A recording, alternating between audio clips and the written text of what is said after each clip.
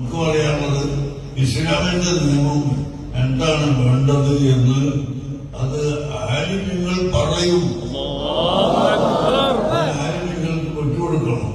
മറ്റുള്ള മതക്കാർ അത് കടന്നുകൂടി വന്നിട്ട് ഇസ്ലാമിന്റെ വിധി അത് നടപ്പാവില്ല എന്ന് പറഞ്ഞാൽ ഇന്നൊരാളെ പ്രസ്താവന കേട്ടു.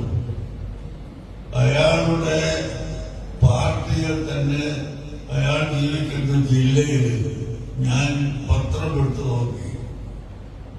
ഏരിയ സെക്രട്ടറിമാരെ തെരഞ്ഞെടുത്തിരിക്കുന്നു 18 പേര്. ഈ 18 പുരുഷന്മാരാ. ഒരൊറ്റ പെണ്ണിനെ ഓരോ കിട്ടിയിട്ടില്ല. ഈ 18 പുരുഷന്മാരാണ്. എന്തേ അവിടെ പെണ്ണുങ്ങളെ പരിഗണിക്കാതിരുന്നത്? എന്താണ് അവിടെ നിന്ന് പെണ്ണുങ്ങളെ പരിഗണിക്കാത്തത്?